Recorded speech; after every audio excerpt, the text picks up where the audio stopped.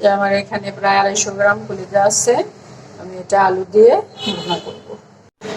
তাই যে আলু কেটে নিচ্ছি, আলুটা দিয়ে আমি কলিজাটা ভুনা করব। আমার প্যান গরম হয়ে গেছে, আমি দিব তেল। আমি সাথে একটু সরিষার তেল অ্যাড করবো। সরিষার তেল এটা আমি দিব 2 মুঠো পেঁয়াজ কুচি,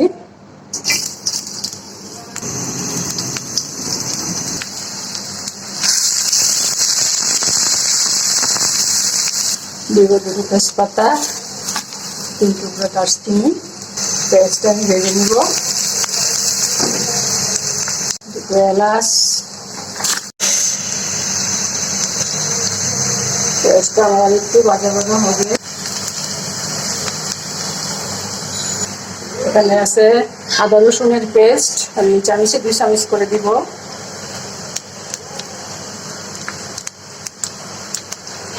2 চামচ আদা রসুনের পেস্ট দিলাম। দিব পেঁয়াজের পেস্ট 2 চামচ, একটু উঁচু উঁচু দিব, পেঁয়াজের পেস্ট একটু বেশি দিব।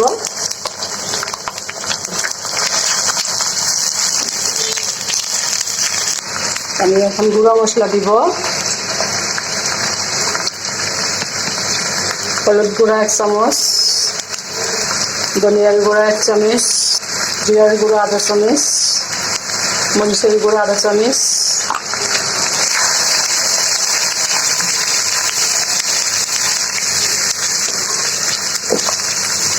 লবণ দিব স্বাদ মতো 1 চামচ।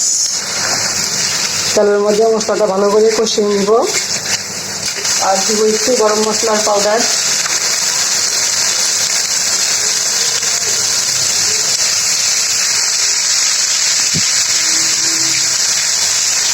আমি এখন কলিজাটা দিয়ে দিব।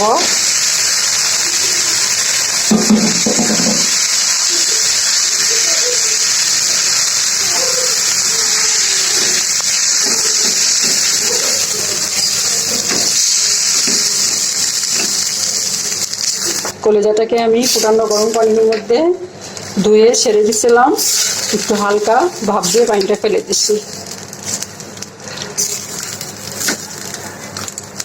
তা না হলে চুলায় দেওয়ার পরে কলিজা থেকে রক্ত বের হয়ে আসে, ওই রক্তটা খাওয়া ঠিক না।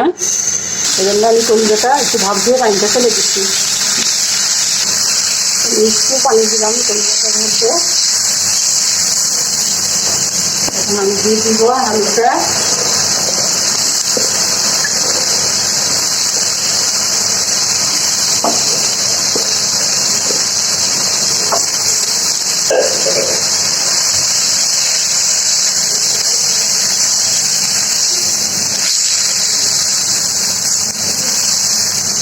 এই কলিজাটা আর আলুটা একসাথে মিশিয়ে নিব মশলার সাথে ভালো করে।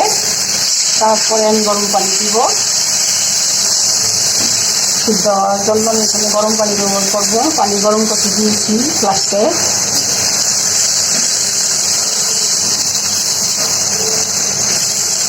একটু দেখে দিব, আসলে একটু কমিয়ে দিব।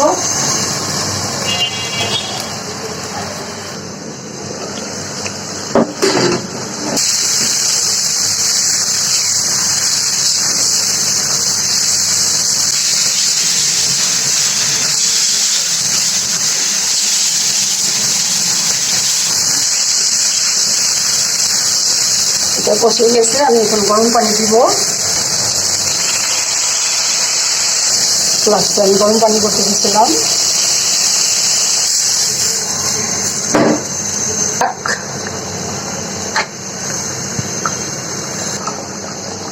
দেখুন আমার কলিজাটা প্রায় আধা সিদ্ধ হয়ে গেছে, পানিটা কমে গেছে, জলটা অনেকটা কমে গেছে। আমি তো ভুনা করবো, জলটা শুকিয়ে ফেলবো। আলুটা আর একটু সিদ্ধ হবে, আলুটা একটু শক্ত আছে, জলের পানিটা আরো শুকাবে। দেখি আমি এখন একটু গরম মশলা দিব আর একটু জিরার ফাঁকি দিব, দিয়ে চুলা বন্ধ করে দিব।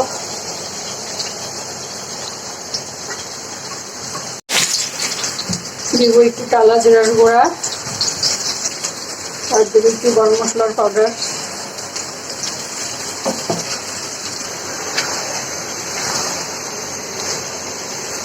মশলার গুঁড়াটা একটু মিশিয়ে নিব।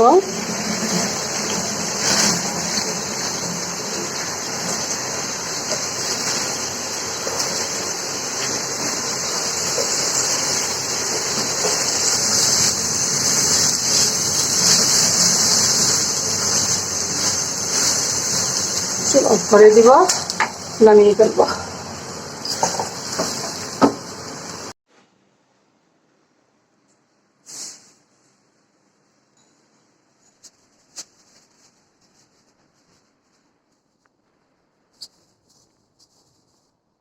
দেখুন এই যে আমি রান্না করে নিয়ে আসলাম কলিজা ভুনা। আমি সাইডে একটু পেঁয়াজ বেরেস্তা দিচ্ছি, আর এটা হলো আমার লেবুর খোসা, আর এটা হলো পেঁয়াজটা দিয়ে একটু ডেকোরেশন করলাম। আমার আজকের ভিডিওটি যদি আপনাদের ভালো লাগে তাহলে প্লিজ একটা লাইক দিবেন, কমেন্ট করবেন, আপনাদের ফ্রেন্ডস অ্যান্ড ফ্যামিলির সাথে শেয়ার করবেন। আর যদি চান তাহলে আমার চ্যানেলটাকে সাবস্ক্রাইব করে রাখতে পারেন। আজ তাহলে এ পর্যন্তই। আল্লাহ পাক আমাদের সবাইকে সুস্থ রাখুন, ভালো রাখুন। আমিন। আল্লাহ হাফেজ।